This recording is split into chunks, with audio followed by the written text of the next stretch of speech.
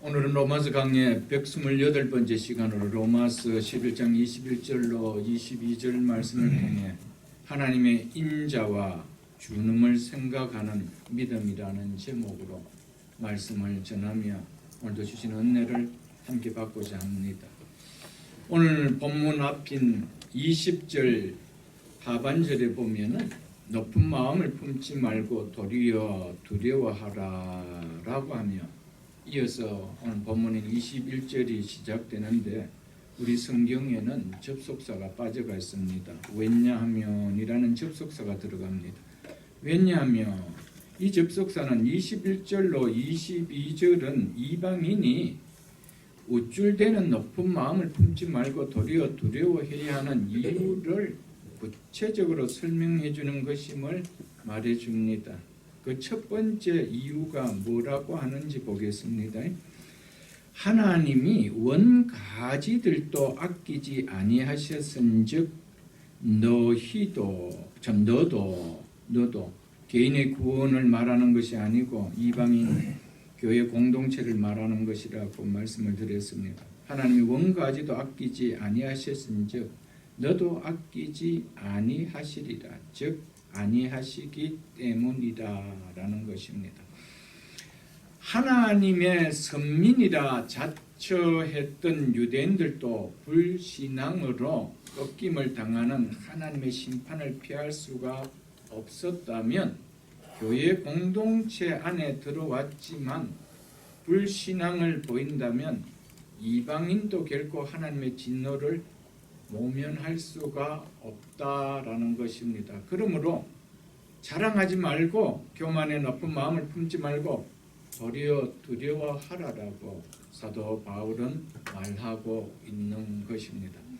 하나님께서 자기 백성이라고 한 뿌리에 본래부터 결합되어 있던 원줄기에 속해 있던 이방인들도 믿음의 불순종을 보이는 교만을 보일 때 아끼지 않고 버리셨는데 원가지가 아닌 접붙임을 받은 가진 이방인이 믿음을 보이지 않는 교만을 보일 때 아끼겠느냐? 아끼지 않는다라고 말씀하고 있습니다. 원가지도 믿음을 떠났을 때 꺾어버리셨는데 접붙여진 가지가 믿음을 버렸을 때 남겨둘 이유가 있겠느냐는 것입니다. 전혀 없다는 것입니다. 심판하실 것은 너무나 당연하다는 것입니다. 그러므로 바울이 이방 기독교인들에게 교만의 높은 마음을 품지 말고 도리어 두려워하라고 촉구한 이유가 여기에 있었던 것입니다. 이방인 기독교인들은 구원받은 공동체의 일원이 되었기 때문에 이제 자신들은 심판을 피하는 자가 되었다라고 생각을 가졌습니다. 마치 유대인들이 이스라엘 공동체에 들어온 자이므로 구원받은 자라는 생각을 가졌던 것처럼 사도 바울은 이런 생각에 취해 있는 이들에게 경고를 날리는 것입니다. 이 생각은 다름 아닌 많은 유대인이 가졌던 생각이었습니다. 유대인은 하나님께서 결코 감람나무에 있는 원가지를 제거하지 않을 것이라는 생각을 굳게 믿고 있었던 자들이었습니다. 우리도 같습니다. 오늘 교회 안에 세례를 받고 교회에 들어와서 공동체, 믿음의 공동체에 함께 예배를 드리고 있는 것 자체로 구원을 받았다라고 생각하는 경우가 너무 많다라는 겁니다. 그리고 강단에서 설교하는 목사님들도 우리 다 구원을 받았다라는 생각하에서 메시지를 전할 때가 너무 많다라는 겁니다. 바울은 그런 공동체 안에 있는 가지들도 꺾일 수 있다라고 말하고 있음을 우리는 겸허하게 겸손한 마음으로 들을 수 있어야 됩니다. 그런데 이런 유대인들이 어떻게 되었는지 너희가 알지 않느냐? 그들은 믿지 아니함으로 꺾였고 너는 믿음으로 섰지 않느냐? 너희도 계속 믿음으로 서 있지 않고는 구원이 우리의 것이라고 생각하는 잘못을 범해서는 안 된다라고 바울이 경고를 하고 있는 것입니다. 21절의 요점은 원가지도 아끼지 아니하신 하나님이심을 기억하고 하나님의 은혜를 함부로 자기의 잣대로 대하지 말라라는 겁니다. 그렇게 될 때는 반드시 원가지도 꺾으신 하나님께서 접붙임은 가지를 꺾지 아니 계시느냐라고 하셨던 것이었습니다. 바울이 11장에서 말하는 유대인도 이방인도 개인적으로 말하고 있는 것이 아님을 우리는 알고 있을 것입니다. 하나님의 백성으로 선택받은 개인이 하나님의 백성에서 꺾여져 나갈 수 있는 것을 말하고 있는 것이 결코 아닙니다. 개인적인 선택과 구원을 말하고 있는 것이 아니라는 사실을 우리는 11장을 통하여 늘 기억하며 볼 수 있어야 됩니다. 유대인이라는 전체를, 이방인도 교회 안에 들어온 전체를 향하여 말하고 있는 것입니다. 유대인 전체의 믿음으로 구원받은 사람이 있습니다. 꺾이지 않고 여전히 참 감람나무 가지에 남은 자들이 있습니다. 그러나 그 전체 안에 상당수는 꺾였다라는 것입니다. 이방인들이 들어온 교회 공동체 안에도 표면적으로는 마치 접붙임을 받은 것처럼 붙어 있을 수 있지만 믿지 아니함으로 꺾일 가지가 있다라는 것입니다. 여러분, 교회 공동체 안에 모든 교인들이 다 여러분의 구원을 받는다라고 확신할 수 있습니까? 그렇다면 성경은 공동체 안에도 가라지가 있다라고 말씀하지 않았습니다. 미련한 5 처녀가 있다라고 말하지 않고 있습니다. 버려야 할 고기들이 있다라고 말하고 있지 않습니다, 여러분. 우리는 하나님의 계신 말씀을 겸허하게 받아들일 수 있어야 됩니다. 그렇기 때문에 교회가 교회 안에 있는 자들에게 복음을 더 선명하게 전해야 되는 것이 오늘의 현실이라는 사실입니다. 개인은 믿음으로 접붙임을 받았다라면 절대로 꺾여질 수가 없습니다. 이것이 성경 전체가 말하고 있는 약속입니다. 한번 하나님께서 의롭다고 칭해 주셨으면 그 칭의는 영화에까지 하나님이 보장해 주시는 겁니다. 절대로 꺾여질 수가 없습니다. 그리고 그 믿음을 어렵다함을 받는 믿음이 예수 그리스도를 믿는 믿음이 참 믿음이 맞다라면은 절대로 영화에까지 믿음을 잃어버리는 신앙을 하지 않는다는 겁니다. 그것은 성경이 말해주고 있는 내용 아닙니까, 여러분들? 왜냐하면 개인들에 대한 하나님의 택하심은 하나님의 영원하신 계획의 토대를 두고 있어서 그것은 결코 변경될 수가 없기 때문입니다. 그런 까닭에 바울은 여기서 말하는 원가지들이든 접붙은 가지이든 꺾이는 것은 개인에게는 적용할 수 있는 것이 아닙니다. 그렇기 때문에 우리가 원가지도 꺾였는지 접붙은 가지는 너희들이 할 때 야 그러면 구원받았는데 우리도 꺾일 수 있냐 이런 생각을 가지고 있지만 정말 내가 신앙 고백이 참말 맞다라면 이런 마음 자체도 들어오지 않습니다. 우리에게는 그렇게 되질 수가 없습니다. 하나님은 우리에게 이렇게 이야기하고 저렇게 이야기하시는 분이 아닙니다. 그래서 이것은 교회 공동체 전체예요. 유대인 전체가 다 버림을 받은 것이 아니었지 않습니까? 거기는 여전히 본래 가지 그대로 붙어 있는 자들이 있었습니다. 그 자리에 똑같이 우리가 접붙임 받은 자들이 있다라는 것이죠. 근데 교회 공동체 안에 다 들어왔다라고 해서 이것이 다 구원받은 자냐? 그렇지는 않다라는 거예요. 그래서 바울은 목회자의 심정으로, 사도의 심정으로 교회 안에 성도들에게 말씀을 하고 있는 것입니다.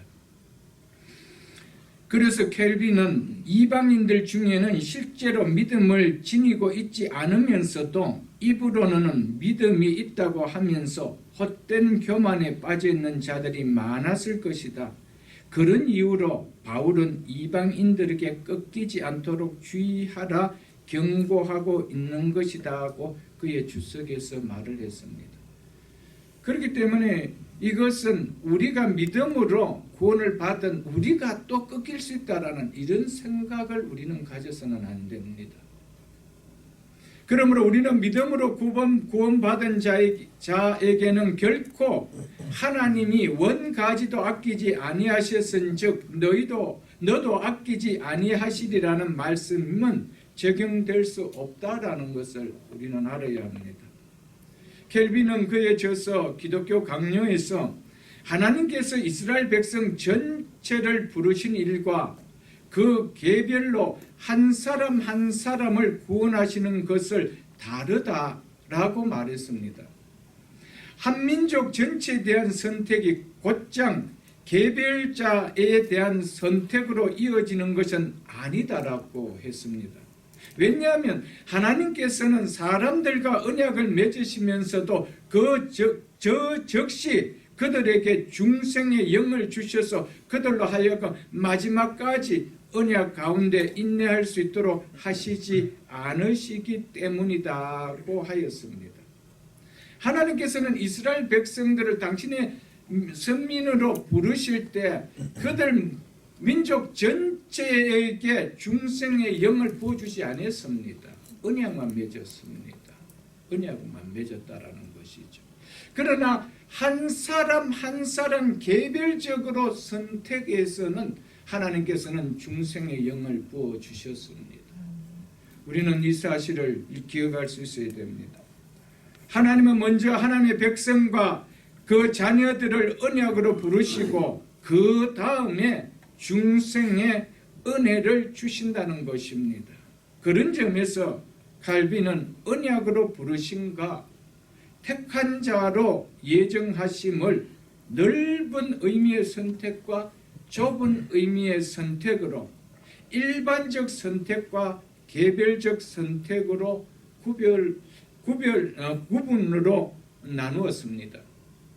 이 말은 택한 자로 예정하시면은 반드시 언약으로 부르심이 없고는 불가능하다라는 것을 말합니다.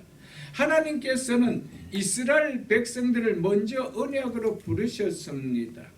그 부르심 안에 하나님은 택한 자들이 있게 하셨던 것이었습니다. 그래서 택한 자들은 반드시 언약의 부르심 앞에 그 언약에 순종하는 모습을 드러낸다라는 것입니다.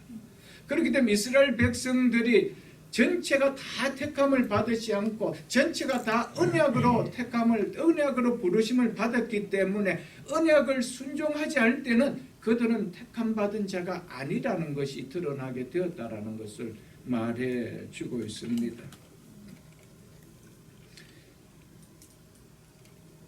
언약을 받은 자들 가운데 반드시 택함 받은 자가 있다라는 것입니다. 즉 넓은 의미의 선택 안에 좁은 의미의 선택이 있다라는 겁니다. 넓은 의미의 선택에 포함되지 않고 좁은 의미의 선택은 없다라는 겁니다. 교회 공동체 전체의 부르심 안에 들지 않고 선택받는 일은 없다, 이 말로 적용하시면 되어집니다. 그렇기 때문에 교회 밖에는 구원이 없다라는 말을 한 것이었습니다. 쉽게 말해서 일반적인 선택 없이 개별적인 선택이 있느냐? 그렇지 않다라는 겁니다. 성경을 한번 보겠습니다. 로마서 9장을 한번 보겠습니다. 로마서 9장을 보겠습니다. 9장 6절 중반절부터 보겠습니다. 8절까지. 로마서 9장 6절 중반절로 8절을 보겠습니다. 이스라엘에게서 난 그들이 다 이스라엘이 아니요. 이 말씀이 바로 그 말씀입니다. 이스라엘이 하나님의 백성으로 언약으로 부르심을 받았다고 해서 그들이 다 택한 자로 예정하심은 아니라는 겁니다. 그래서 이스라엘에게서 난 그들이 다 이스라엘이 아니라는 거예요. 야곱에게서 났다라고 그들이 다 이스라엘 백성이 아니라는 겁니다. 넓은 의미의 이스라엘로 선택됐다고 해서 좁은 의미의 이스라엘로 선택된 것은 아니라는 것이죠. 일반적 선택을 받았다고 해서 개별적 선택을 받은 것이 아니라는 겁니다. 그렇기 때문에 이 육적인 이스라엘로 태어났다고 해서 그들이 다 약속을 받은 영적 이스라엘이냐? 그렇지는 않다라는 것을 말씀해 주고 있습니다. 그래서 보십시오. 7절. 또한 아브라함의 씨가 다 그의 자녀가 아니라 오직 이삭으로부터 난 자라야 내 씨라 불리라 하셨으니, 아브라함의 씨가 다 그의 자녀가 아니라는 겁니다. 약속하신 하나님의 자녀들이 아니라고 분명하게 말을 하고 있잖아요. 8절 보겠습니다. 곧 육신의 자녀가, 즉 넓은 의미의 이스라엘로 선택되었다는 이 말이죠. 육신의 자녀가 하나님의 자녀가 아니요, 오직 약속의 자녀가, 좁은 의미의 이스라엘, 즉 개별적 선택을 받은 자를 말하죠. 그들이 누구라는 것? 씨로 여김을 받느니라라고 바울은 편리하게 말을 하고 있습니다. 그래서 아브라함의 자손으로 부르심을 받고 이스라엘 백성의 일원이 되는 언약의 부르심을 받았음에도 구원 얻지 못하고 꺾이는 자들이 있었다라고 성경은 말하고 있습니다. 신명기 32장 9절에 보면 여호와의 분깃은 자기 백성이라 야곱은 그가 택하신 기업이로다라며 이스라엘 백성 전체를 이렇게 불렀습니다. 자기 백성을 나의 분깃이라, 이스라엘을 나의 분깃이라, 내가 택한 기업이라 하는 그렇게 부르셨습니다. 그런데 그들 가운데 많은 이들이 실제로 불순종으로 언약에서 제거되어 버렸습니다. 이것을 보면 하나님께서 최종적으로 볼 적에 결국 은혜에서 떨어지게 될 자도 언약을 맺으셨다라는 것을 알 수가 있습니다. 하나님께서는 우리를 선택하시고 그 다음 언약을 부르십니다. 선택은 하나님께서 영원 전에 하셨습니다. 그런데 언약은 하나님이 시간과 역사 속에 하셨습니다. 무엇이 빠릅니까? 우리를 선택한 것이 훨씬 빠릅니다. 그러나 언약으로 부르실 때는 이미 그들 속에는 선택된 자도 있다라는 겁니다. 언약으로 불렀다고 해서 다 선택된 자가 아니라는 겁니다. 그런데 언약으로 부르실 때 선택된 자는 반드시 언약을 지킨다는 겁니다. 그것이 확연하게 틀린다라는 것이죠. 그렇기 때문에 결국 이스라엘 백성들은 하나님께서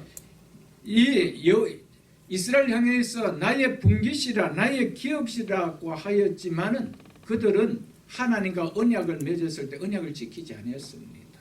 그래서 결국 그들은 다 꺾여져 버렸습니다. 이스라엘의 많은 사람들이 언약에서 제외되었음에도 불구하고 하나님께서 아브라함 자손 가운데서 계속해서 교회로 들어오게 하시면 바로 그들과 맺은 언약 때문이었습니다.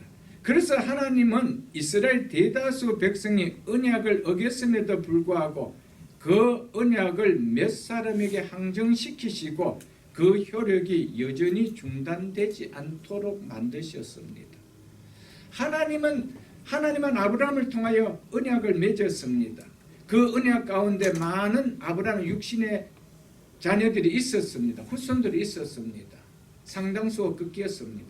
그러나 그 가운데 언약으로 부르시기 때문에 여전히 유효한 자들이 있다는 겁니다. 그래서 하나님은 계속해서 이스라엘 백성들로 끝나게 하지 아니하고 그 언약이 유효할 수 있도록 하나님은 이스라엘 백성들을 교회 안으로 부르신다라고 하신 것이었습니다.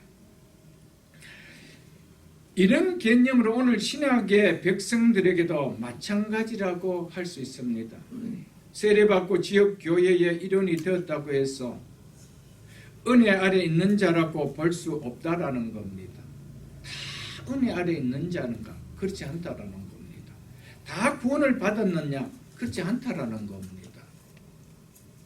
지역교회의 일원이 된 것은 넓은 의미로 선택, 넓은 의미로 부르심이라 할 수 있습니다. 지역 교회의 일원이 된 모든 교인들이 그렇다고 해서 다 개별적인 선택을 받은 자라 그렇게 말할 수는 없다라는 것입니다. 즉 구원에서 제외되는 일은 일어난다라는 겁니다. 그렇기 때문에 오늘 성경도 우리에게 원가지가 꺾이지 않았느냐, 언약의 백성들로 부름을 받은 그들도 꺾였다라면은 넓은 의미로 교회 공동체 안에 있다라고 해서 너희가 꺾이지 않을 수 있느냐? 아니라는 겁니다. 꺾일 수 있다라는 겁니다. 사랑하는 성도 여러분, 교회는 그렇기 때문에 한 영혼이라도 살리기 위해서 복음이 전해져야 됩니다. 복음을 듣지 못하면은 착각하는 거예요. 유대인처럼 착각하는 거예요. 우리는 이스라엘이라는 공동체 속에 들어왔기 때문에, 아브라함의 후손이기 때문에, 우리는 율법을 받은 자이기 때문에, 성전이 있고 예배가 있고 하나님의 언약이 있는 자이기 때문에 우리는 구원을 받은 자라고 착각을 했던 것이었습니다. 구원은 복음의 반응입니다. 복음의 반응 없이 구원이 일어날 수가 없습니다. 교회 공동체 안에 있다라고 구원이 일어나는 것이 아니고, 복음을 전했을 때 그 복음의 반응을 어떻게 하느냐가 결국 믿음으로 접붙임을 받느냐 붙지 못하냐, 거기서 일어나는 것이죠. 넓은 의미의 부르심을 받았기 때문에, 구원 공동체라는 교회 안에 들어왔기 때문에 라는 것이 아닙니다. 개교회는, 지역교회는, 눈에 보이는 지역교회는 보이지 않는 예수 그리스도의 몸에, 주님의 몸인 교회에 이것을 보여주는 그림자일 밖에 아닙니다. 진짜는 거기에 접붙임을 받는 겁니다. 그래서 예수님께서는 교회 내 몸이니 그랬습니다. 그래서 그들을 가리켜서 나에게 연합된 자라고 했습니다. 무엇으로 연합됩니까? 믿음으로밖에. 믿음이 아니고는 연합되어질 길이 없습니다, 여러분들. 근데 믿음을 가질 수 있도록 교회가 복음을 전하지 않는다면 어떻게 연합이 되어질 수가 있습니까? 보이는 개교회에 들어왔기 때문에 아니올지다. 이 교회는 주님의 진정한 몸이 눈에 보이지 않는 그들의 몸을 나타내는 것밖에 아니라는 것입니다. 그렇기 때문에 넓은 의미로 개교회에 들어오지 아니하고 진정한 그들의 몸인 보이지 않는 교회의 접붙임을 받을 수 있느냐? 그런 일은 없다라는 겁니다. 그런 의미에서 오늘 바울이 우리에게 이렇게 말해주고 있는 것입니다.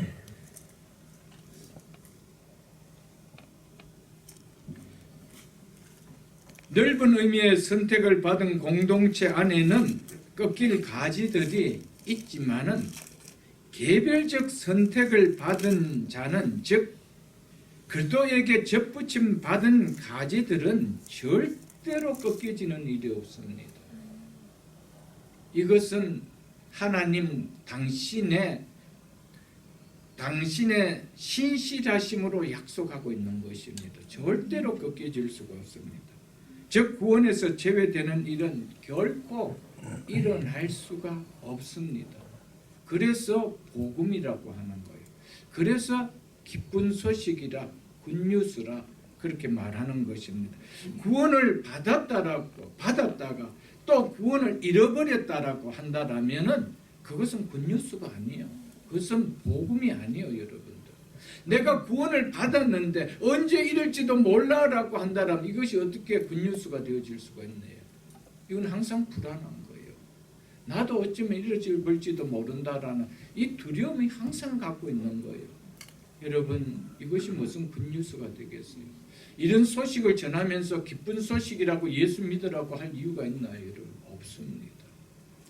진정한 예수 그리스도가 누구시고 그분을 통해 우리에게 행하신 사역이 무엇이며 그분이 행하신 사역이 우리에게 어떤 역사가 일어나는 일인지 우리가 진정하게 받아들이고 믿는다라면은 그 구원은 절대로 유효화되지 않습니다. 우리를 위하여 행하신 하나님의 구원 사역은 그대로 우리에게 일어나는 겁니다. 그것이 일어난 구원이 취소되어질 수가 없습니다. 믿으십니까 여러분들? 갈라디아 3장 26절을 보겠습니다. 신약성경 306쪽입니다. 신약성경 306쪽. 갈라디아서 3장 26절입니다. 너희가 다 무엇으로 말미암아? 믿음으로 말미암아. 믿음으로 말미암아. 그리스도 예수 안에서 하나님의 아들이 되었으니 믿음으로 말미암아 누구 안에서요? 예수 그리스도 안에서 하나님의 아들이 된 거예요. 왜? 우리가 아들이 아니고 예수 그리스도가 아들이기 때문에 그분 안에 들어갔기 때문에 우리도 아들이 되는 거예요. 아멘. 사랑하는 성도 여러분, 우리가 예수 그리스도 안에 들어갈 수 있는 길은 믿음밖에는 없습니다. 그래서 한번 그분 안에 들어간 우리를 아들로 삼아 주셨는데 그분 안에 있는 우리를 꺼내서 다시 진노의 자식으로 보낸다라고요. 그건 복음이 아니에요. 그건 하나님이 아니에요.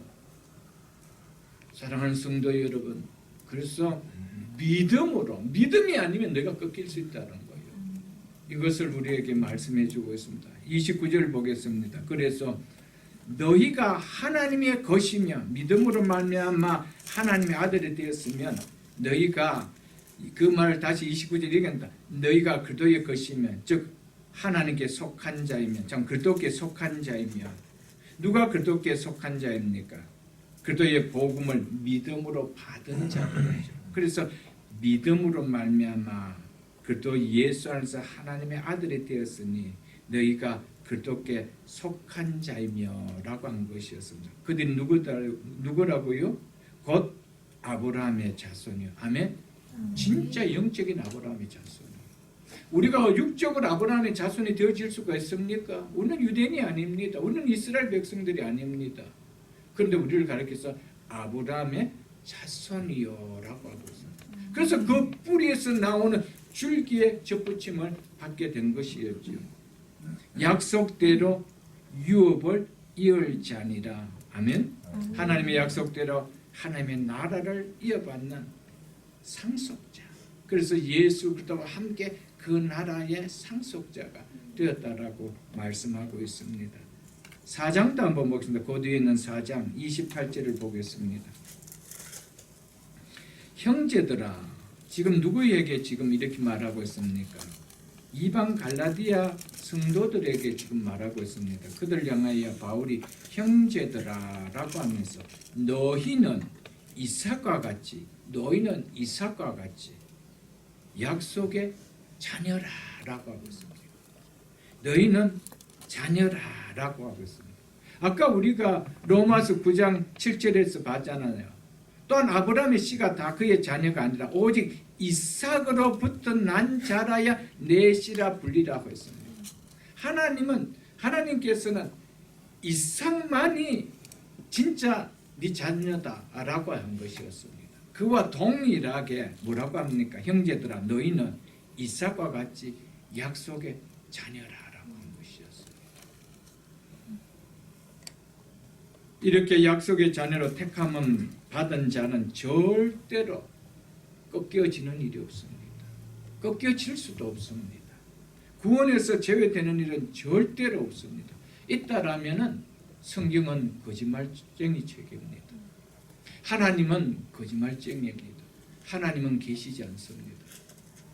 여러분, 한번 구원받은 자가 구원을 잃는다라면은 우리는 기독교를 믿을 이유가 없습니다. 기독교의 복음이 아니에요, 여러분들. 그 하나님은 하나님이 되실 수가 없는 거예요, 여러분들. 하나님은 신실하신 분입니다. 하나님은 한 번 약속하신 그 약속을 변기하지 않으시는 분입니다. 왜? 구원은 우리가 받은 것이 아니고 구원은 하나님이 주신 선물이기 때문에 주신 그분이 절대로 뺏어가시는 분이 아닙니다. 그분이 하나님이십니다. 그래서 굿뉴스라는 것입니다. 하나님이 원가지들도 아끼지 아니하셨은즉 너희도 아끼지 아니하시리라. 이 말씀을 통해 바울이 이방 기독교인들에게 주고자 하는 메시지가 무엇일까요? 꺾여진 유대인들을 보면서 너희가 유대인보다 낫다는 우쭐됨을 버리고 두려워하는 마음을 가지라는 겁니다. 원가지인 그들도 꺾여질 수가 있구나라는 두려움을 가져야 한다라는 겁니다. 여러분, 믿음이 없는 사람에게는요, 두려움도 없습니다. 구원을 잃어버릴까 이런 두려움도 없습니다. 왜냐하면 구원 자체가 얼마나 좋다는 것이 전혀 와닿지 않는데, 그게 잃어버린다라고 해갖고 꺾여진다고 해서 두려운 마음이 생기는 없습니다. 그렇기 때문에 꺾여질 자는 꺾여질 수밖에 없습니다. 왜냐하면 믿지 않기 때문에 그런 거예요. 여러분, 믿음으로 구원을 받으면은요, 구원이라는 것이 얼마나 소중하다는 것이 느껴져요. 소중하지 않는데 그 예수가 믿어질 수 없는 거예요. 믿어진다면 정말 기적 중에 기적이죠. 귀하지 않는 예수를 시간을 내서 어떻게 믿어요, 여러분들? 물질을 들여서 어떻게 믿어요, 여러분들? 내 삶을 들여서 어떻게 믿을 수가 있어요, 여러분들? 없는 거예요, 여러분. 없어요. 사랑하는 성도 여러분, 여러분들에게 정말 구원이라는 은혜가 누려진 믿음이 맞다라면은 바울이 하는 이런 말에 두려운 마음이 들어갑니다. 아, 나도 공동체 안에 있는데 혹 내가 이런 꺾여지는 가지가 되면 어떨까라는 두려움이 들지만은 믿지 않는 자들에게는 이것 자체도 와닿지 않습니다. 왜냐하면 구원이 왜 그렇게 좋은지가 모르기 때문에, 정말 구원이라는 것이 있는가라는 의심이 들기 때문에 이런 자체가 전혀 와닿지 않는 것입니다, 여러분. 켈빈은 선택받은 자들이라 할지라도 두려움과 떨림이 있어야 한다라고 그는 주장을 했습니다. 이것은 선택받은 것을 빼앗길까 봐 두려워하는 생기는 두려움이 아니라 하나님께 더욱 겸손하게 나갈 때 자연스럽게 따라오는 두려움이라는 것입니다. 우리가 예수를 믿고 신앙생활하면은 자연적으로 두려운 마음이 일어납니다. 하나님을 더 잘 섬기고 싶은, 그래서 잘 섬기지 못하는 것 때문에 두려운 마음이 일어나요, 여러분. 그래서 두려운 마음이 있기 때문에 믿음의 선한 싸움이 싸워지는 거예요. 두려운 마음이 없다라면 절대로 싸우지 않습니다.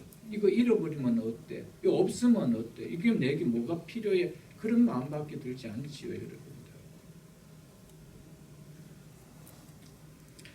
한 번 구원은 결코 변개될 수 없는 영원한 구원인데 라는 교리를 내세우고 사도 바울의 이 경고를 겸하게 받아들이지 않고 무시한다라면은 우리는 결코 믿음으로 구원받은 기독교인의 모습이 아님을 우리는 알아야 됩니다.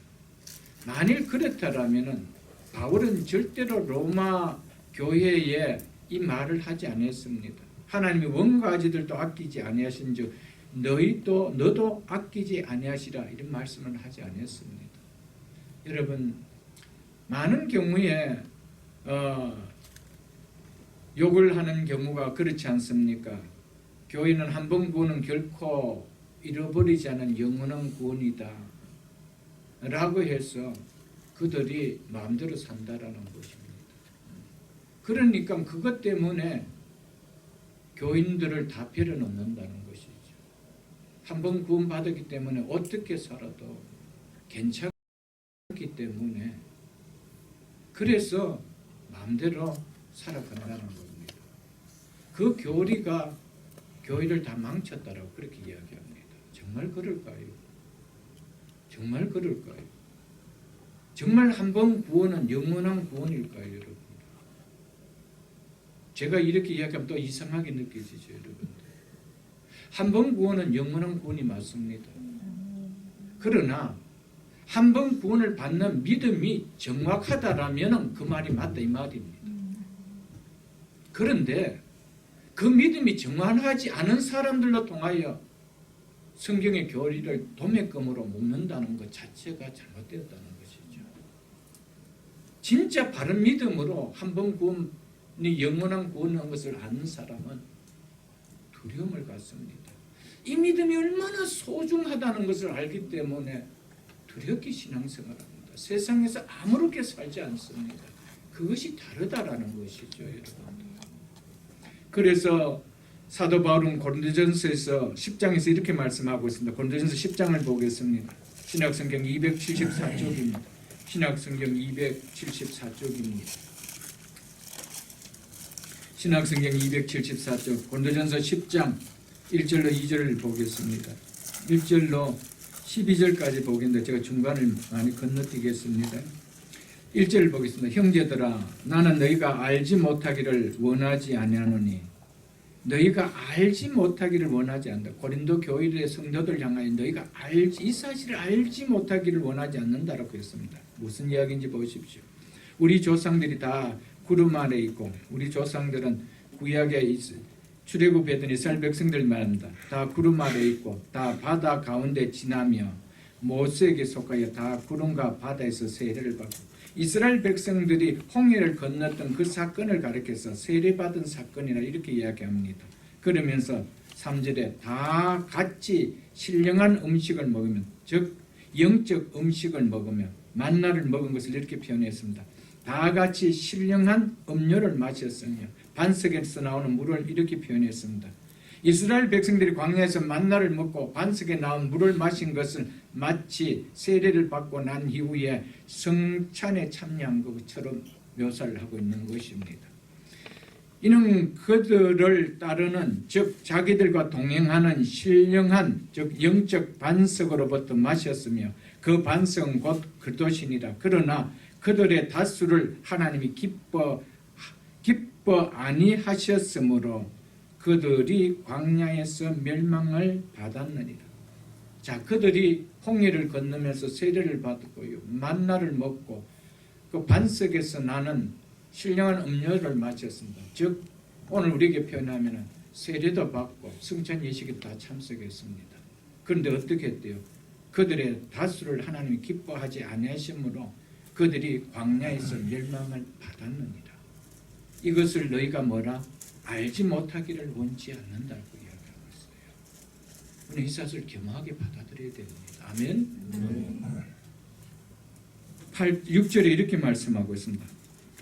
이러한 일은 우리의 본보기가 즉 거울이 되어 우리로 하여금 그들이 악을 즐겨한 것 같이 즐겨하는 자가 되지 않게 하려 함이니라고 했습니다.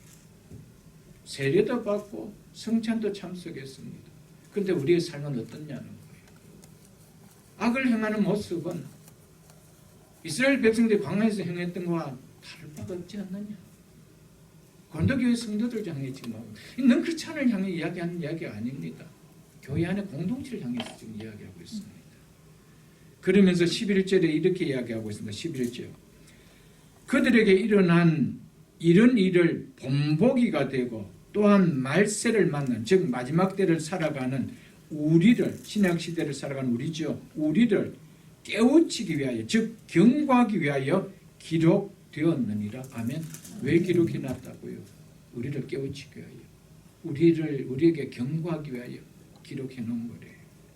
그래서 12절 그런즉 선줄로 생각하는 자는 넘어질까 조심하라. 바울의 유명한 이 말씀이 여기서 나온 것입니다. 선줄로 생각하면 자는 넘어질까 조심하라. 여러분 선줄로 생각하십니까? 이제 교회 공동체 안에 들어왔으니 선줄로 생각하십니까? 원 가지도 꺾였다는 사실을 기억하십시오. 넘어질까 조심하라. 두려워하라라고 말씀하고 있습니다. 갈라디아 6장도 보겠습니다. 갈라디아서 6장 그 뒤에 309쪽입니다. 신약성경 309쪽 갈라디아서 6장도 보겠습니다. 갈라디아서 6장 7절로 8절을 보겠습니다. 스스로 속이지 말라. 하나님은 없인 여김을 받지 아니하시나니 즉 조롱받으실 분이 아니시다는 말입니다. 하나님은 결코 조롱받으실 분이 아니라는 거. 너희가 하나님을 조롱할 수가 없다는 거. 잘 믿는 것처럼 믿지 않으면서 잘 믿는 것처럼 그렇게 하는 것이 하나님 조롱한다는 것이죠. 사람이 무엇으로 심든지 그대로 거두리라. 이 말씀은 불신자가 아니라 지금 믿는다고 고백하는 신자들이 모인 갈라디아 교회 공동체에 지금 하고 있는 이야기입니다. 우리는 귀담아 들어야 됩니다. 8절 보겠습니다. 자기 육체를 위하여 심는 자는 말은 믿는다고 하는데 삶은 믿는 자의 상과는 무관하게 보이는 육체만을 위하여 살아가는 자를 가리키는 말입니다. 이들이 교회 공동체에 많이 있다라는 겁니다. 그래서 이야기하는 겁니다. 자기 육체를 위하여 심는 자는 육체로부터 썩어질 것을 거두고, 그 교회 공동체 안에도 썩어질 것을 거둘 자가 있다라는 겁니다. 멸망할 자가 있다라는 겁니다. 바울은 분명하게 이야기하고 있습니다. 너희가 무엇으로 심든지 그대로 거둔다는 겁니다. 성령을 위하여 심는 자는, 즉 성령의 인도함을 따라 산다는 것을 말하죠. 성령으로부터 영생을 거두리라. 아멘. 성경은 클리어하게 우리에게 말해주고 있습니다. 교회 공동체 안에 들어왔으니 안심해도 된다라고 말하고 있지 않습니까?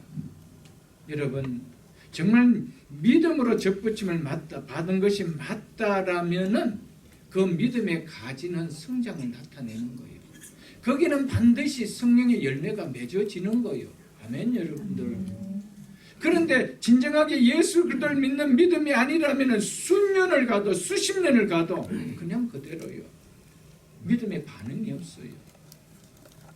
거기에서 올라오는, 뿌리에서 올라오는 진액을 먹었는 영향이 가지에 전혀 나타나지 않는다는 거예요, 여러분들. 그 가지는 뭔가 꺾인다는 거예요, 여러분들.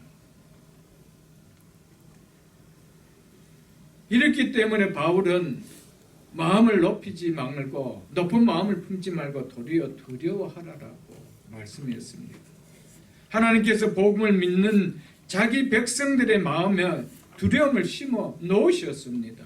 그래서 믿음의 본질과 믿음의 고유한 속성에는 두려워하는 것이 있습니다.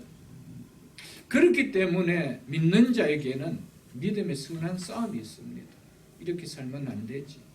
이렇게 어떻게 내가 얻은 귀한 믿음인데 이것을 내가 헛되이 버릴 수 있는, 그렇게 내가 생활할 수 있느냐. 내가 싸워야지.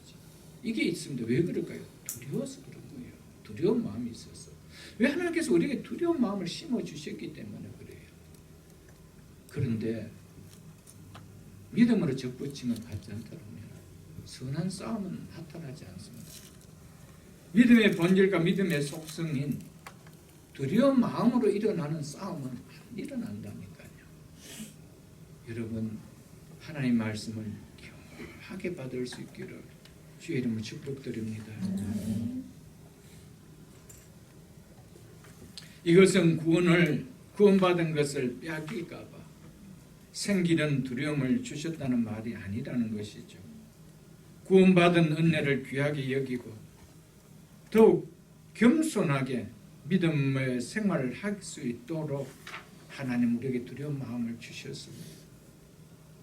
그래서 내가 하나님 앞에 더 겸손해질 수 있도록 나의 콧대를 높이고 내 멋을 높이는 그런 삶이 아니라 내가 이러면서도 불구하고 이렇게 살지 못하는 것 때문에 내가 엎드려질 수 있는 이런 두려운 마음을 하나님 우리에게 주셨다라는 것입니다.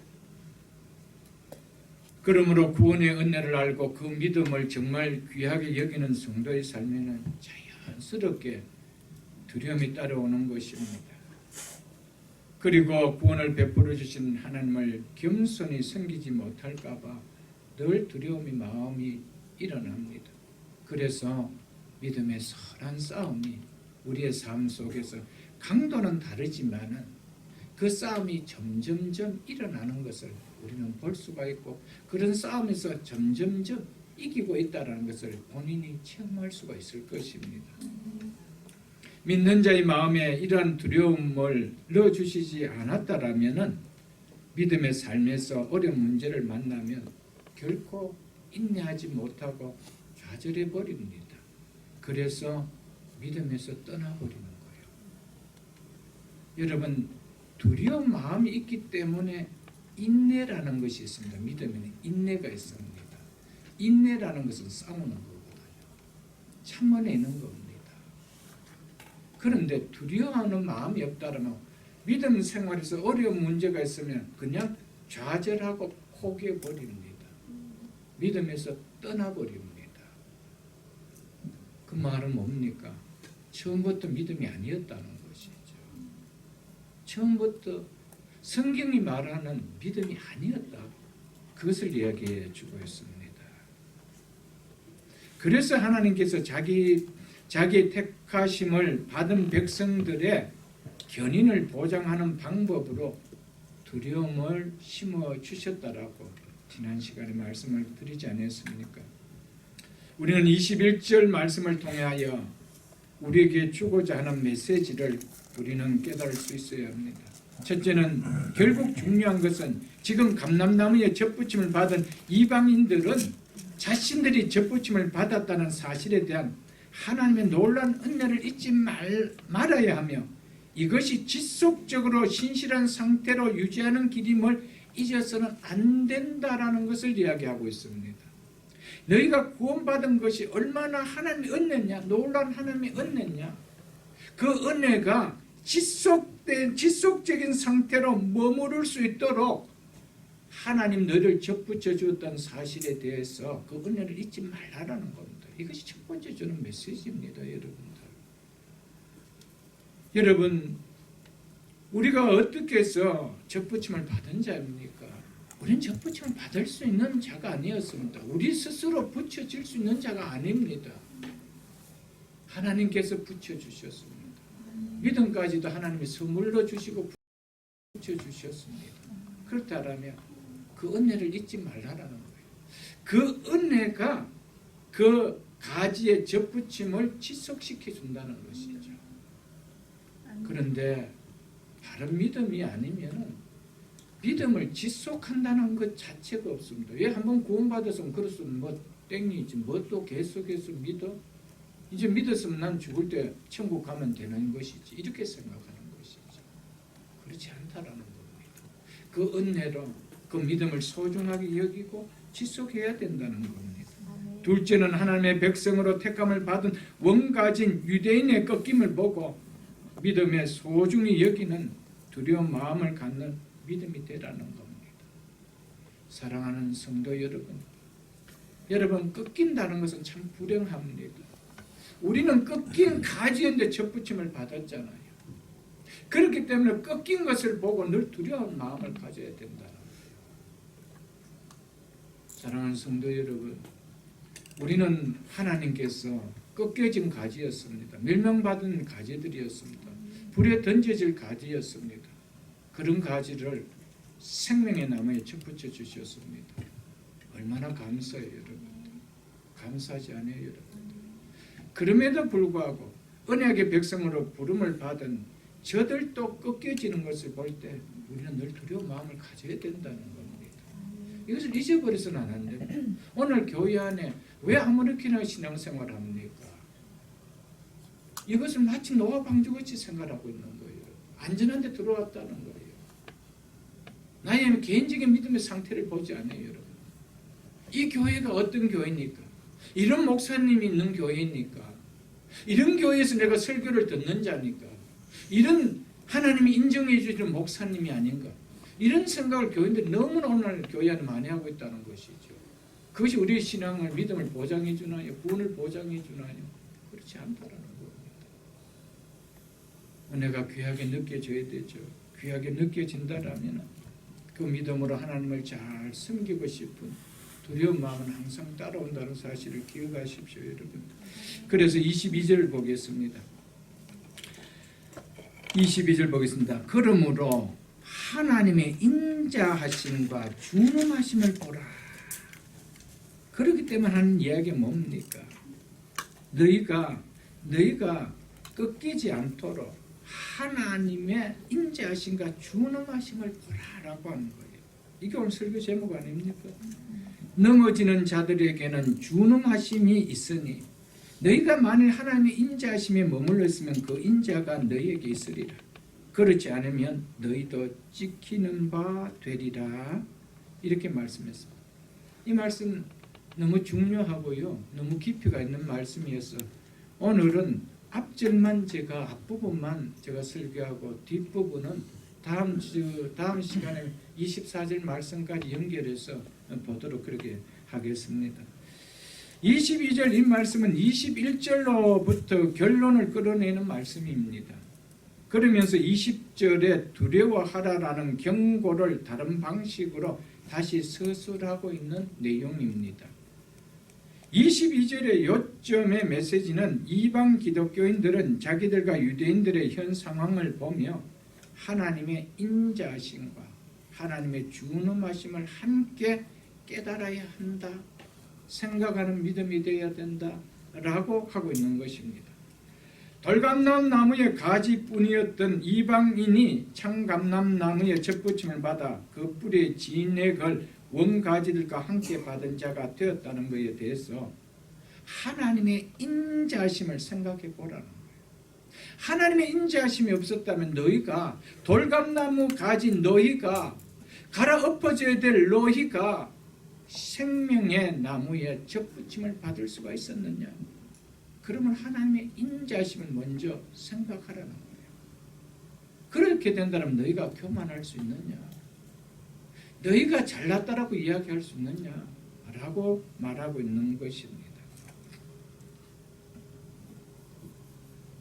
그리고 원가진 유대인이 꺾임을 당하는 것을 보며 또한 하나님의 준엄하심을 너희는 깨달아야 된다는 거예요.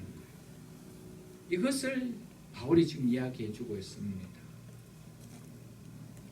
신학자 조모리는 여기에서 인자는 하나님을 특징 짓는 사랑을 가리키며 이 사랑은 은총을 베푸시는 행위로 표출된다. 그리고 준엄은 하나님의 진노와 보응적인 공의 속에 내포된 것을 지칭한다라고 했습니다. 바울은 이방인들이 교만하게 자랑할 이유가 전혀 없다는 것을 한층 더 분명하게 뚜렷하게 확증하고자 22절 이 진리를 이방 기독교인들에게 지금 말하고 있는 것입니다. 이방 기독교인들은 유대인들의 꺾였음을 통해 하나님의 준엄하심을 실제로 보고서 두려워하였을 것이 틀림이 없었을 것입니다. 아니 어떻게 언약의 백성이 저렇게 꺾여질 수 있을까?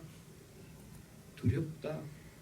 하나님은 인자하신 하나님만 아니라 준엄하신 하나님이기도 하시네 라는 생각이 들었다는 것입니다. 그래서 그들에게 하나님의 준엄하심을 보라 라고 했던 것이었습니다. 그리고 그들은 심판 아래 놓여있던 자신들이 생명의 나무에 접붙임을 받는 놀라운 사건을 통하여 하나님의 인자하심을 또한 틀림없이 깨달았을 것입니다. 그래서 바울은 하나님의 인자하심과 준엄하심을 보라, 생각해 보라 라고 하였던 것이었습니다. 이 말씀은 오늘 너무 중요한 말씀입니다. 하나님의 인자하심과 준엄하심, 이것은 함께 생각해야 됩니다. 어느 한 부분만 생각하면 우리의 신앙은 균형 잡힌 신앙이 아니에요. 그것은 바른 믿음의 신앙이 아니기 때문에 언젠가는 꺾여질 수가 있기 때문입니다.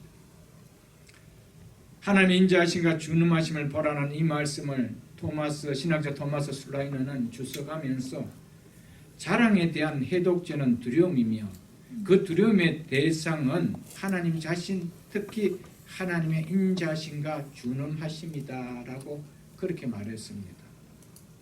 이방인은 넘어지는 자들, 즉 유대인들에 대한 하나님의 준엄하심의 시선을 고정시켜야 한다는 것인데, 이방인이 유대인보다 더 나아서가 아니라 그들도 하나님의 인자하심에 있지 않았다라면은 유대인과 동일하게 꺾여지는 운명이 자신의 운명이었을 것인데, 그래서 유대인에 대한 하나님의 준엄하심을 깊이 생각해야 된다는 거예요. 너희에게 하나님의 인자하심이 없었다면 너희라고 유대인과 다를 바가 있느냐?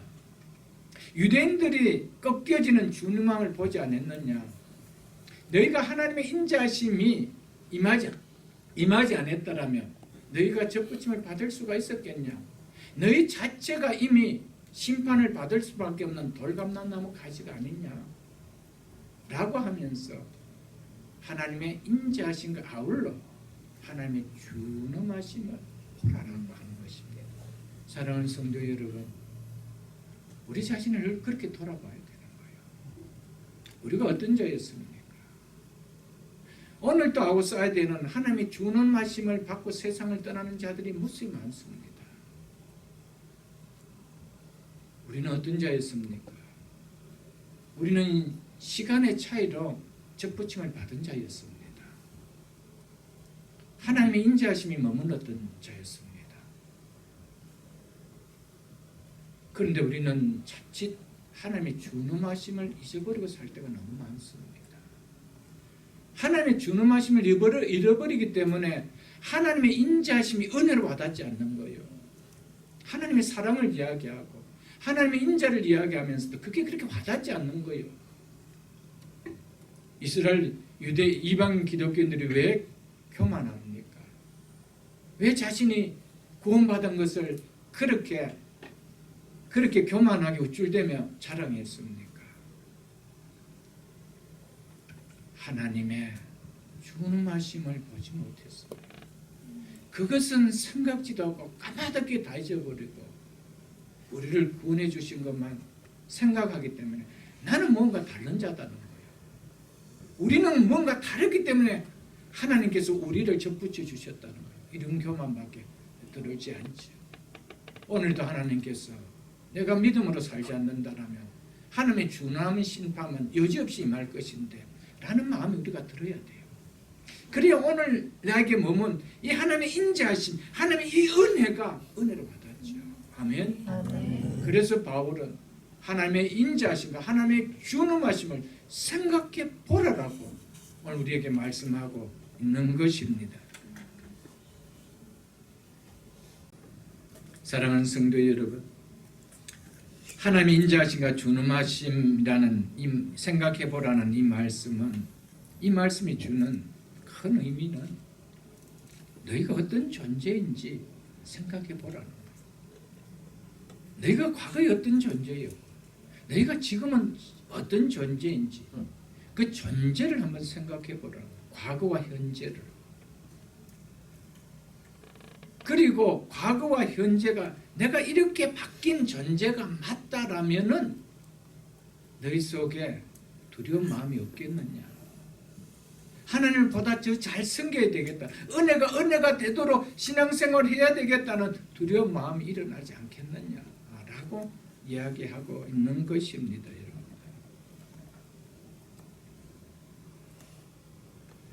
이방인으로 하여금 믿음 안에서 인내하도록 동기부여를 하는 것은 하나님의 인자하심과 준엄하심에 대한 생각입니다. 사랑하는 성도 여러분, 우리가 신앙생활하면서 우리가 인내할 수 있는 것은, 견인할 수 있는 것은 우리가 무엇으로 가능합니까, 여러분들? 하나님의 인자하심과 하나님의 준엄하심을 깊이 생각할 때입니다. 그럴 때 경고망동한 신앙생활 하지 않습니다. 오늘은 이렇게 했다, 내일은 이렇게 했다, 손바닥 뒤지듯이 그렇게 신앙생활 하지 않는다는 것이죠. 믿음을 잃어버리는 것을 너무나 쉽게 그렇게 행하지 않는다는 겁니다. 무엇을 생각한다면 하나님의 인자하심과 하나님의 준엄하심을 생각한다면, 그래서 우리가 어려운 가운데서도 인내할 수 있도록 그 지탱할 수 있는 그 힘이 어디서 나오느냐? 바로 여기서 나온다는 것이죠. 그래서 바울은 이방인 기독교인들을 향하여 하나님의 인자하심과 준엄하심을 생각해 보라고 한 것이었습니다. 성도 여러분, 하나님의 준엄하심이 그분을 꺾어버리는 것에 대한 정당한 형벌로 생각되지 않는다라면, 하나님의 준엄하심이 하나님 그분이 꺾어버리심에 대한 정당한 형벌로 우리가 생각되지 않는다라면 하나님의 인자하심은 절대로 와닿지 않습니다. 인자하심은 절대로 은혜로 와닿지 않습니다. 무슨 말이냐면 하나님은 얼마든지 하나님의 그 속성으로 하나님은 꺾을 자를 꺾을 수 있는 분이라는 것을 우리가 받아들이지 못한다면 이런 나에게 하나님의 인자하심을 통하여 하나님의 접붙임을 해주셨다는 이것이 절대 은혜로 와닿지 않는다는 거예요. 왜? 나는 꺾여질 자가 아니고 붙여질 자로 벌써 하나님은 내가 그런 자인 줄 알고 붙여줬기 때문에 이렇게 생각하고 있다는 것이죠. 사랑하는 성도 여러분, 하나님은 우리를 꺾는 것에 대해서 정당한 형벌을 행하고 있다는 것이 반드시 생각되어져야 됩니다.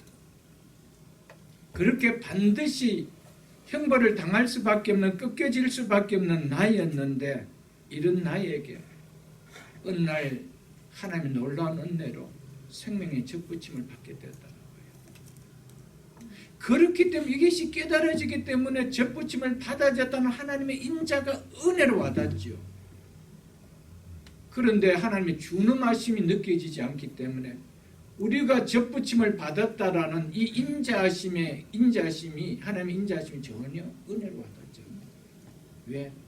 나는 접붙임을 받기에 당연하다라는 유대인들과 같은 교만한 마음이 일어나는 거예요. 나는 당연한 자였지. 그러니까 내가 교회에 나올 수 있었고 예배 드릴 수 있었고 예수 믿는 거 아닌가 이렇게 생각하지. 그런데 그것 때문에 가슴이 벅차는 은혜에 대한 감사는 일어나지 않지요. 하나님 앞에 이 접붙임을 받은 구원을 받은 은혜에 대한 벅찬 감격이 일어나는 그들에게 여러분 믿음의 신앙생활이 날라리같이 해질 수 있을까요? 여러분 손 뒤집어지는 것 같이 그렇게 여러분도 해질 수 있을까요? 없습니다. 이것이 얼마나 귀한 것인지 은혜로 와닿지 않기 때문에 그런 것이 아닐까요, 여러분들?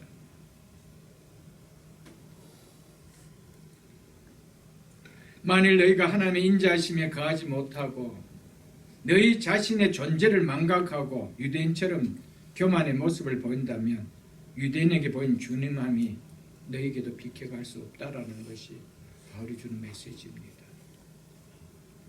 하나님의 인자를 유대인처럼 악용할지도 모르는 이방 기독교인에 대한 경고로 바울이 하고 있는 이야기입니다.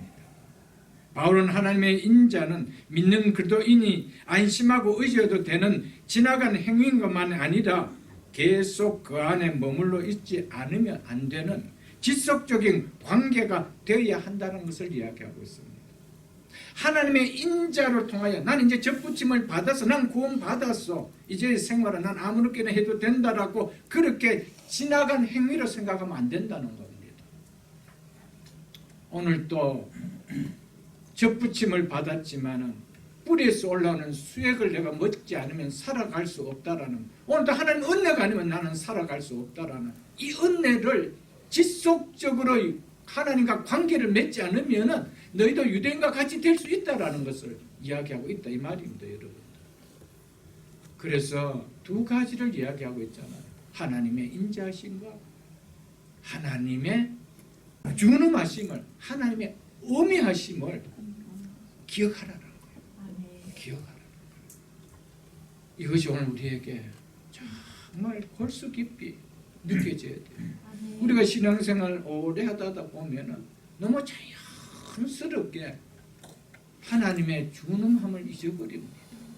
내가 어디에서 구원받았는지 하나님께서 오늘도 준엄한 심판이 내려지는 그 현장을 보면서도 하나님의 은혜를 기억하지 못하고 살아가는 자가 된다라는 것이죠. 여러분.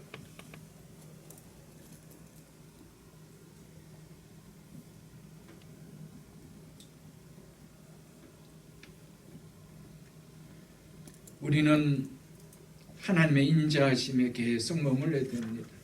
그래서 다음 시간에 잠깐 봐야 될 말씀이지만 이어서 뭐라고 했습니까? 너희가 만일 하나님의 인자하심에 머물러 있으면 그 인자가 너희에게 계속 있으리라. 아멘? 아멘. 그렇지 않으면 너희들 뭐하는 바가 되리라? 지키는 바가 되리라. 여러분 우리에게 구원을 베풀어 주신 하나님의 인자, 하나님의 사랑은 지나간 하나의 행위가 아니었습니다.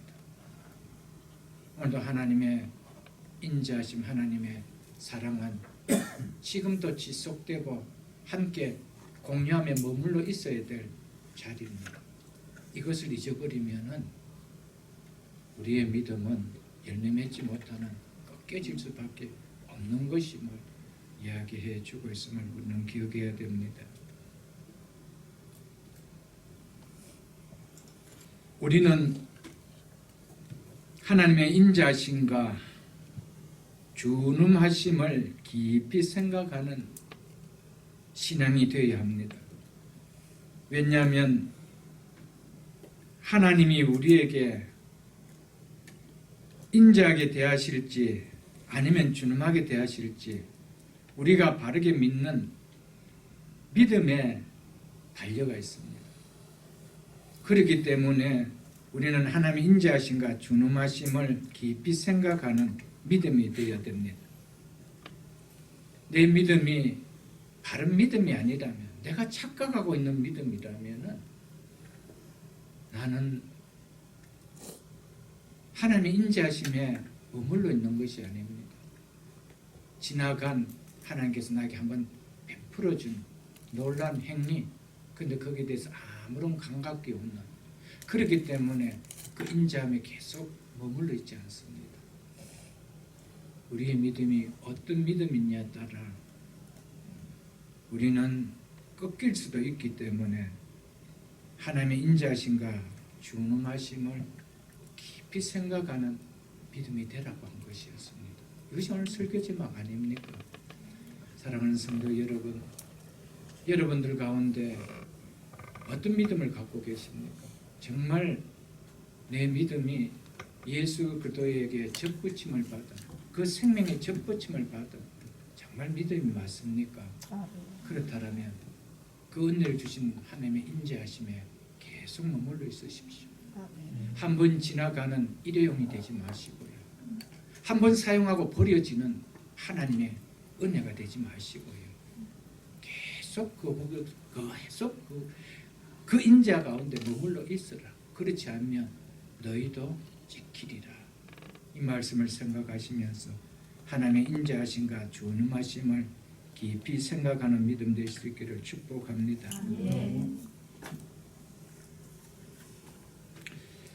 이스라엘 불신앙을 통하여 내려진 하나님의 준엄하심을 깨닫는다라면 이방인 기독교인들은 오늘 우리는 결코 믿음 없음을 드러내는 교만하게 행할 수는 없을 것입니다. 그러므로 하나님의 인자하심과 준엄하심을 보라, 즉 어미하심을 보라라는 이 말씀은 교만을 보이는 신앙에 대한 교정책이며 넘어지지 않도록 신앙의 균형을 잡아주는 슈와 같은 역할을 하는 말씀입니다. 우리는 항상 신앙생활을 하면서 어려울 점을 당할 때마다 하나님의 인자하심 그리고 하나님의 준엄하심을 바라볼 수 있는 신앙 될 수 있기를 주의 이름으로 축복합니다. 우리는 계시하는 말씀을 통해 하나님을 알아야만 합니다. 우리는 계시하는 말씀 위에 하나님을 알 수도 없습니다. 우리는 하나님 아는 것은 하나님 당신이 스스로 계시하는 것을 통하지 않고는 알 수가 없습니다. 하나님 대한 진리 또한 우리는 하나님의 계시를 통하여 알 수가 있습니다. 그리고 계시를 통하여 반드시 알아야 합니다. 그리고 하나님에 대한 진리를 믿고 그 진리에 대하여 복종할 수 있어야 합니다. 하나님을 알지 못하고 하나님에 대한 진리를 믿지 못하고 복종하지 못하면 하나님을 믿는다고 하여도 그 신앙은 자신에게 어떤 유익도 가져줄 수 없는 아무것도 아니라는 것입니다. 아무것도 아니라는 말은 마지막 날 하나님 앞에 설 때 아무것도 아니라는 거예요. 그것은 나와 구원과 아무런 관계가 없는 것이 되어져 nothing이 되어져 버린다는 겁니다. 오늘 이 말씀을 좀 귀하게 들을 수 있기를 바랍니다. 하나님에 대한 진리는 무엇이며 우리는 또한 하나님에 대한 진리를 어떻게 얻을 수 있을까? 오직 하나님 자신의 계시를 통해서만 하나님에 대한 진리를 알고 그 진리를 얻을 수가 있습니다. 우리의 믿음이 지난날과 자람이 있고 달라지는 신앙의 모습을 분명 우리에게는 있을 것입니다. 여러분, 그 까닭을 무엇이라고 여겨지십니까? 말씀을 통하여 하나님을, 그리고 하나님에 대한 진리를 더 알아갔기 때문에 여러분의 믿음이 자란 것이 아닐까요? 그리고 여러분의 믿음이 보다 성숙되어진 거 아닐까요? 아무리 교회를 오래 다닌다 할지라도요, 이런 면에서 변화가 없다라면, 하나님을 알아가는 일에 변화가 없다라면, 하나님에 대한 진리를 깨닫는 면에 변화가 없다라면, 자람이 없다라면 똑같습니다. 그것이 몇십 년이 되었든 전혀 달라질 것이 없다라는 겁니다. 우리는 하나님의 인자하심만을 생각해서는 안 됩니다. 그렇기 때문에 하나님의 계시를 통하여 하나님이 누구신가를 분명하게 알아야 됩니다. 오늘 그 가운데 하나가 바로 하나님만 인자하신 분이다 라고 말씀하고 있는 이것을 알아야 된다는 겁니다. 그러나 그것만을 알아서는 바른 믿음이 아니라는 겁니다. 동시에 무엇을 알아야 된다라고요? 하나님은 준엄하신 하나님이다 라는 이 믿음을 우리는 함께 가져야 된다는 겁니다. 우리는 하나님에 대한 진리를 계시된 그대로 받아야 됩니다. 우리는 하나님의 계시를 취사 선택해서 내 좋은 것만 받으려고 한다면 그 믿음은 절대 균형 잡힌 바른 믿음이 아닙니다. 설 수 있는 믿음이 아닙니다. 우리는 이 사실을 꼭 알아야 됩니다. 많은 경우에 교인들이 사랑의 하나님을 좋아합니다. 하나님은 사랑이시다. 이 부분을 참 많이 강조합니다. 맞는 말입니다. 그러나 동시에 그 하나님은 공의의 하나님도 되신다는 사실입니다. 왜? 하나님은 동시에 그렇게 계시하신 분이기 때문입니다. 하나님 결코 한 면만 계시하지 않았습니다. 나는 사랑의 하나님이야. 나는 사랑이야. 이것만 계시하지 않았다는 겁니다. 하나님은 동일하게 나는 공의의 하나님이다 라고 계시했다는 겁니다. 그렇기 때문에 나는 공의의 하나님은 싫고 사랑의 하나님만 좋아 라고 사랑의 하나님만 벌린다라면 그건 아니라는 것이죠. 십자가를 선포를 해도, 십자가의 복음을 선포해도 하나님의 공의가 빠진, 하나님의 사랑만 전한 십자가 된다면 그건 반복음이라는 것이죠. 그 복음에서 감격이 있느냐? 없습니다. 하나님의 준엄하심, 하나님이 내리시는 심판의 준엄하심을 모르는 하나님의 사랑이 어떻게 느껴질 수 있느냐는 거예요. 그건 싸구려 사랑이죠.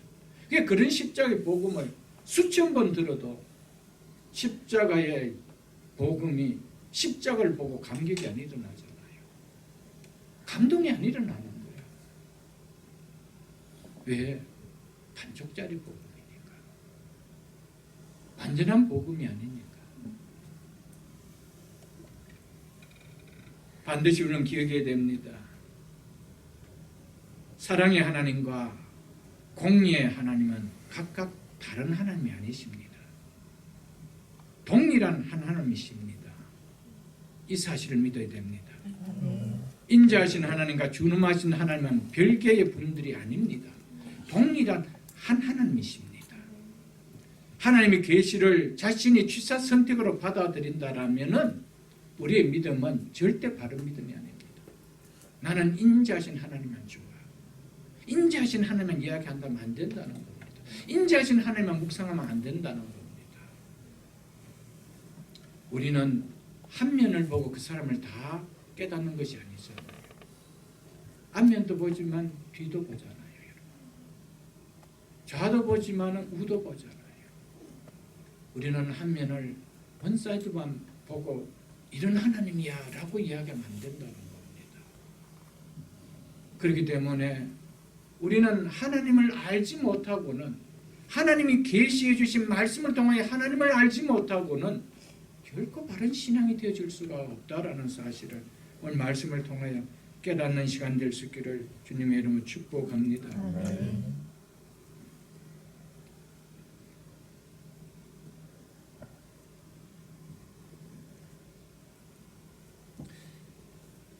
우리는 믿음을 고백할 때 나는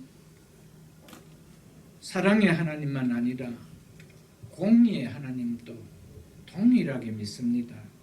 나는 인자하신 하나님만 아니라 주님하신 하나님도 나는 믿습니다. 라는 신앙이 고백되어야 됩니다. 그럴 때 우리 속에 하나님을 섬김에 두려운 마음이 일어납니다. 그리고 이 하나님을 생각할 때 우리는 어떤 상황 속에서도 인내할 수가 있습니다. 어려움이 와도 인자하신 하나님과 주님하신 하나님을 함께 바라보기 때문에 우리는 인내할 수가 있고요. 그 상황을 넉넉하게 극복할 수가 있지. 그렇지 않으면 우리는 손바닥 뒤집듯식으로 그 어려운 상황이 오면은 그냥 믿음을 버려버리는 거예요. 그 전혀 귀하게 여기지 않는다는 거예요. 왜?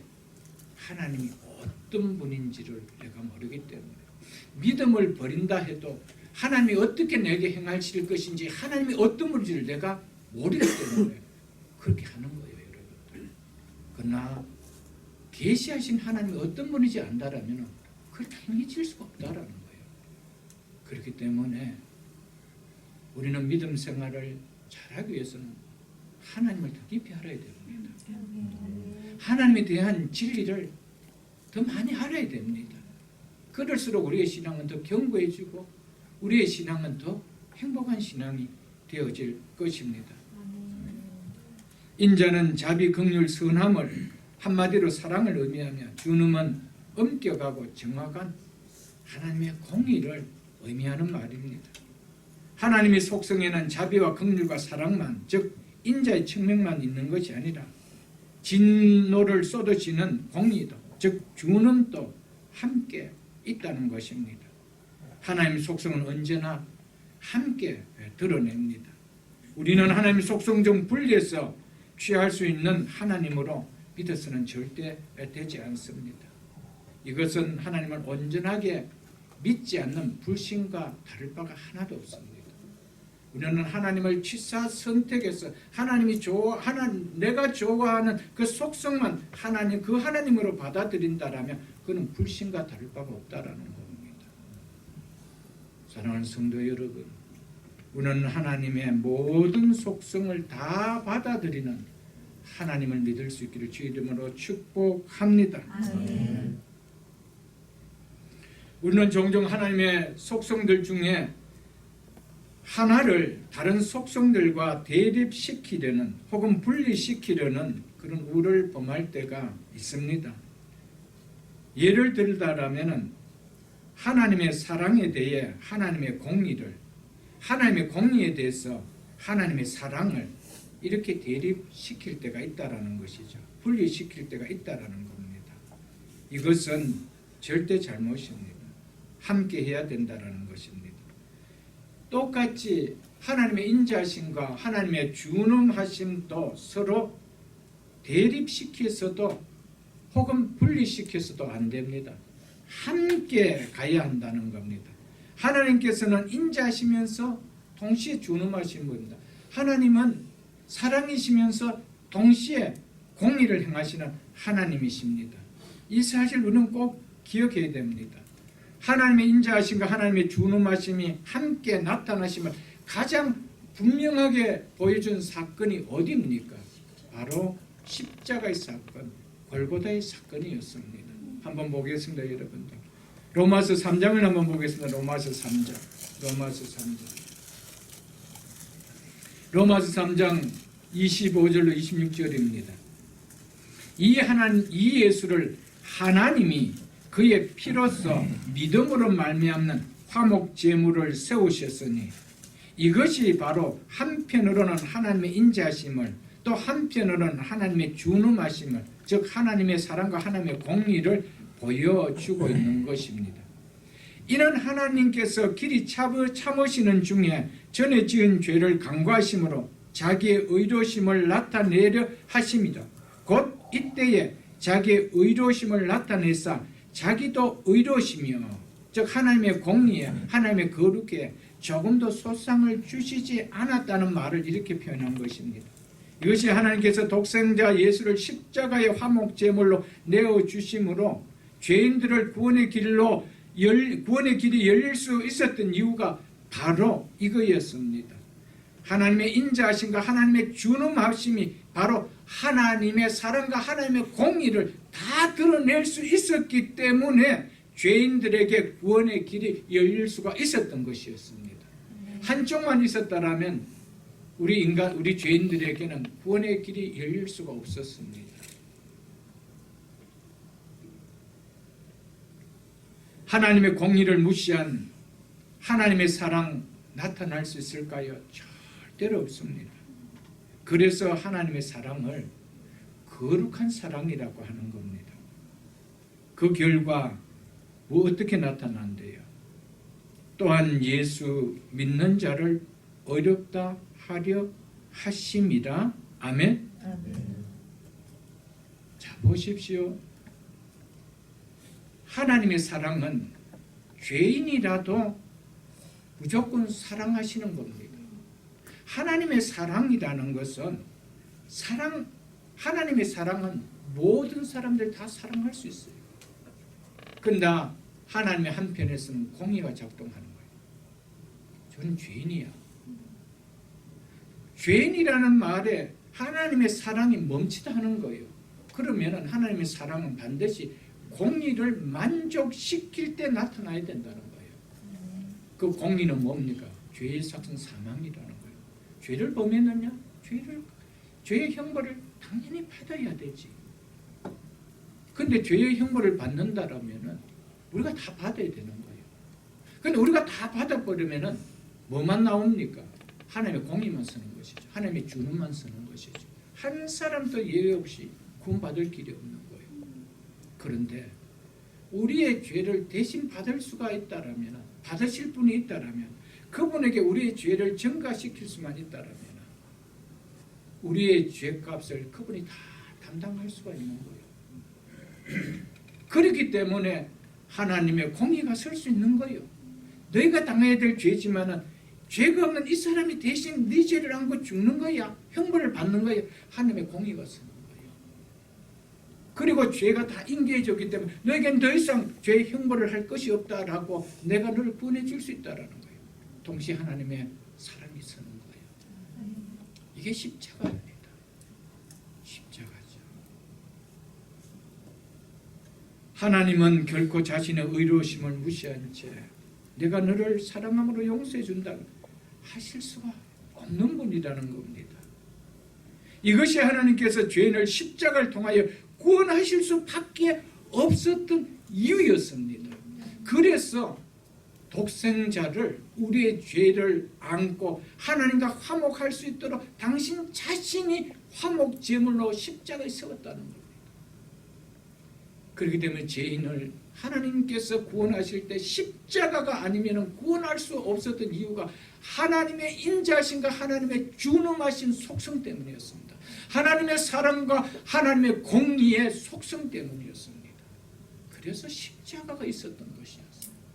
그래서 우리의 죄가 없는 당신의 아들이 대신 안고 하나님과 화목할 수 있는 화목제물, 속죄제물이 되어질 수가 있었기에, 그래서 그 십자가를 통하여 우리가 구원을 받을 수 있는 길이 열렸기에 우리가 구원받을 수 있었던 거 아닐까요, 여러분들? 하나님께서는 자기 사랑하는 아들에게 우리의 죄를, 여러분과 저의 모든 죄를, 미래의 모든 죄까지 다 담당시키고 그 죄에 대한 진노를 다 쏟으셨습니다. 그것이 1장 18절에 나왔죠. 1장 18절을 보겠습니다. 로마서 1장 18절을 보겠습니다. 하나님의 진노가 불의로 진리를 막는 사람들의 모든 경건치 않은가 불의에 대하여 하늘로부터 나타나나니, 불의로 진리를 막는 사람들의 모든 경건치 않은가 불의에 대하여 우리 어떤 자였습니까? 하나님 대하여 경건치 아니었던 자리였습니다. 불의로 하나님의 진리를 막았던 자들이었습니다. 그것은 아니라고 이야기했던 자들이었습니다. 구원은 다른 곳에도 있다라고 이야기했던 자였습니다. 하나님은 없다라고 했던 자였습니다. 그런 자에게 임하는 것은 하나님의 진노밖에 없었습니다. 이 진노를 피할 수 있었나요? 이 진노를 누구에게 다 쏟으셨다고요? 십자가에서 당신의 독생자 예수 그리스도에게. 그래서 하나님은 당신의 공의를, 죄에 대한 준엄함을 다 드러내신 거예요. 다 드러내신 거예요. 그리고 이제 내가 너희를 사랑한다라는 사랑으로 우리를 품어주실 수가 있었던 것이었습니다. 이것이 십자가의 사건입니다. 십자가는 하나님의 공의와 하나님의 사랑을 동시에 함께 나타내 보이신 곳입니다. 십자가는 하나님의 인자와 함께 하나님의 준엄이 함께 역사심이 나타났던 곳입니다. 그것이 바로 십자가입니다. 하나님은 당신의 공의를 무시한 싸구려 사랑을 결코 나타낼 수 없는 분이었습니다. 그래서 하나님의 사랑을 거룩한 사랑이라고 하는 것입니다. 그래서 하나님의 사랑의 극치를 나타내는 십자가의 복음을 믿을 때 믿는 자를 어렵다 하실 이유가 여기에 있었습니다. 하나님의 준엄하심을 드러내는 거룩한 사랑이었기에 그 사랑을 믿는 자들을 어렵다 하실 수가 있었다는 것이었습니다. 예수님께서 이 땅에 오시면 말씀이 육신이 되어 우리 가운데 거하시면 바로 하나님의 인자와 하나님의 준엄 때문이었습니다. 하나님의 인자하심과 하나님의 준엄하심이 아니었다라면 예수 그리스도께서는 이 땅에 오실 이유가 없었습니다. 그분이 오시는 목적은 바로 십자가에 지시는 것이었습니다. 십자가에 자기의 몸을 대속 제물로 내어주시는 것이었습니다. 왜 그렇습니까? 성부 하나님의 사랑과 공의 때문이었습니다. 성부 하나님의 인자와 준엄 때문이었습니다. 우리는 십자가를 바라보면서 이 사실을 깨달아야 됩니다. 이 사실을 통하여 내가 믿음으로 예수 그리스도와 접하여진 예수 그리스도에 연합된 자가 맞다라면 우리는 항상 이 사실을 묵상하며 살아가는 자가 되어야 된다라는 사실입니다, 여러분들.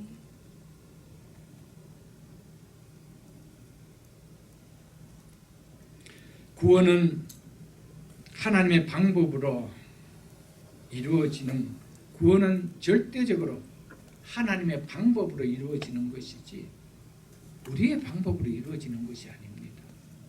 그렇기 때문에 하나님은 당신을 계시하신 것입니다. 말씀을 통하여 당신의 뜻을 계시한 것입니다. 우리를 향한 당신의 마음을 다 계시하신 것이었습니다. 그렇기 때문에 인간이 그것을 이해하든 이해하지 않든 구원은 하나님의 방법으로 오늘도 이루어가고 계십니다. 그 사실을 내가 믿든 믿지 않든 구원은 하나님이 행하시고 하나님이 세우시고 하나님이 행하고 계시기 때문에 오늘도 하나님은 그렇게 행하고 있다라는 사실입니다. 그렇다면 구원이 하나님의 방법으로 이루어짐을 믿는 그러더니 맞다라면은 겸손하게 신앙생활이 안 되어질 수가 없습니다. 하나님의 인자하심과 하나님의 겸허하심, 하나님의 준엄하심, 이 사실로 구원을 받은 거라면 우리는 하나님 믿을 때 겸손하지 않을 수가 없다라는 것이죠. 우리가 구원을 자랑할 것이 있습니까? 우리가 예수 믿는 것에 대해서 자랑할 것이 있습니까? 아니었습니다. 구원받은 그리스도인이 된 후에 나의 모든 삶이 온전하게 다 드려졌다 할지라도 우리는 자랑할 것이 없습니다. 하나님이 행하신 그 구원으로 내가 구원을 받은 자가 맞다라면 우리는 자랑할 것이 없다라는 것입니다. 그래서 바울은 나의 나 된 것은 하나님의 은혜로 된 것이다. 그 얼마나 그렇게 고백을 했던 것이었습니까? 사랑하는 성도 여러분, 정말 내가 받은 구원이 어떻게 이루어진 그 가치를 안다라면 결코 뒷걸음치는 모습은 나타나지 않을 것입니다. 하나님이 행하신 구원의 방법을 통하여 내가 구원을 받은 자가 맞다라면 늘 벅찬 마음으로 날 구원해 주신 그분을 섬길 것입니다. 감사할 것입니다.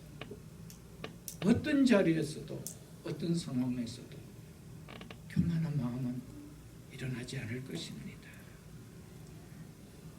하나님께서 당신의 번성으로 말미암아 우리에게 말로 다할 수 없는 값을 지불하고 구원을 주셨기 때문에 받은 우리는 그 하나님을 모르고 준 선물을 받았기 때문에라며 스스로 구원을 싸구려로 취급할 수가 있겠어요, 여러분? 우리는 많은 경우에 구원을 주신 하나님, 그 구원이 내 손에 오기까지, 나에게 임하기까지 하나님이 어떻게 행하신 구원이라는 것을 생각하기보다 그 구원만을 생각하기 때문에 그 구원을 너무 싸구려로 취급하는 거예요. 왜? 값없이 준 거기 때문에 싸구려로 준 것처럼 느껴진다는 것이죠. 사랑하는 성도 여러분, 그렇게 생각하는 자들에게는 절대로 하나님 주신 구원이 누려지는 신앙생활을 하지 않습니다. 그냥 보험을 들어놓은 구원이죠. 내가 예수를 믿으니까 언젠간 천국 가겠지. 그래서 그 구원이 누려져서 신앙생활이 되어지는 내 삶의 그런 벅참들이 일어나는가? 그건 없다라는 것이죠.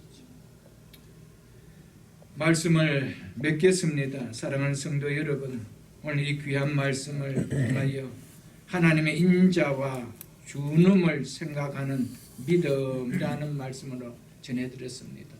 이 믿음을 우리가 깊이 생각하는 믿음이 되어야 됩니다. 우리 이 믿음을 깊이 생각하지 못한다면 우리가 가진 믿음도 어쩌면 싸구려 믿음이 되어질지도 모를 것입니다. 어떤 어려운 환경 속에 온다라면 우리는 그 믿음이 바른 믿음이 아니기 때문에 꺾여 나갈지도 모를 것입니다.